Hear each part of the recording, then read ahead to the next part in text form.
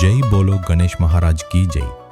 శివతనయుని పండుగ బొజ్జ గణపయ్యుని రాక మా కాలనీ అంతా పవిత్ర క్షేత్రమై వెలుగొందుతున్నవి.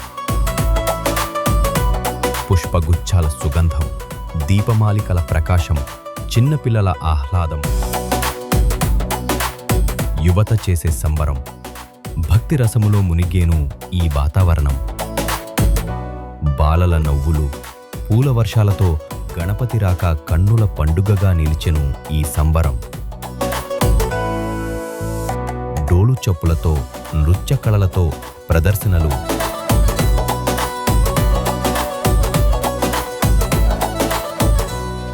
భక్తి రసావరణములో మునిగిన మహోత్సవ వేడుక.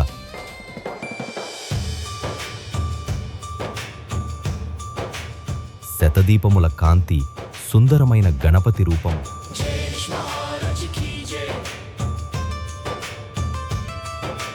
ఏకమై లేచిన హారతి నాదం, భక్తి శ్రద్ధల సమిష్ట రూపముగా ఆరాధన.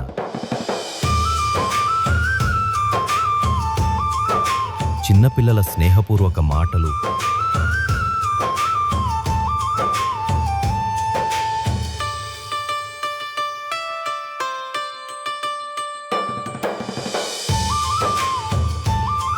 పెద్దవారు చెప్పే గణపతి కథలు, తారాజువల కాంతులతో జాగార రాత్రులు.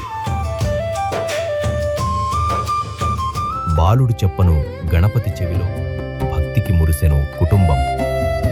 విద్యార్థుల లక్ష్యాలు, ఇంటి పెద్ద ఆత్మస్థైర్యం, భక్తి పరవశం, తల్లి యొక్క భక్తి గణేశుని రాక నెరవేర్చేను.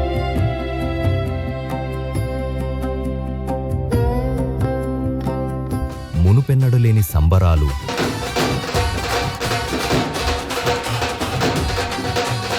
తెలియని తెగింపులు,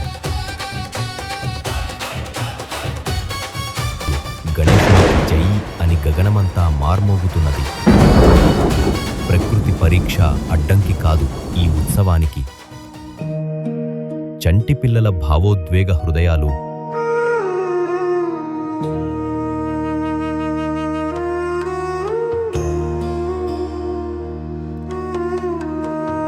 గణపతి నినాదాలు,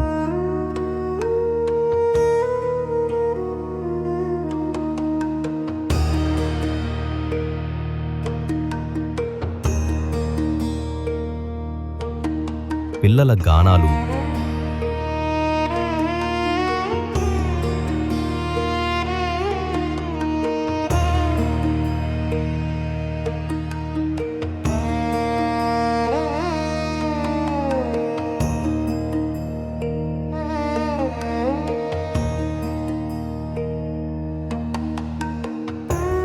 పూల వర్షాలతో నిమజ్జన వేళ మొదలయ్యింది. హోరెత్తించే నినాదాలు, భక్తుతో ఉప్పొంగే జలసంద్రమే ఇది. నదీ తీరమంతా భక్తుల జయజయకారాలతో మార్మోగుతుంది. వినాయకుని నిమజ్జనం అంటే ఇది కేవలం ఉత్సవం కాదు, భక్తి సముద్రం. ఒక్కటైన వేలాది గుండెలు, ఒక్కటైన నినాదం, గణపతి బప్పా మోరియా. వచ్చినవాడే వెళ్ళాలి, కానీ జ్ఞాపకాలు మాత్రం ఎప్పటికీ నిలుస్తాయి. నేడు నదిలో కలిసే వినాయకుడు భక్తుల హృదయాల్లో శాశ్వతంగా వెలుగుతూనే ఉంటాడు. జలయాత్ర అంటే విడిపోవడం కాదు, అది కలిసిపోవడం. మట్టిలో పుట్టిన విగ్రహం నీటిలో కలిసిపోతుంది, కానీ గణనాథుడు కరుణ ఎప్పటికీ మనతోనే ఉంటుంది. ప్రతి సంవత్సరం వచ్చినట్లే వచ్చే సంవత్సరం కూడా మరింత ఆనందం, మరింత ఉత్సాహంతో తిరిగి వస్తాడు మన వినాయకుడు.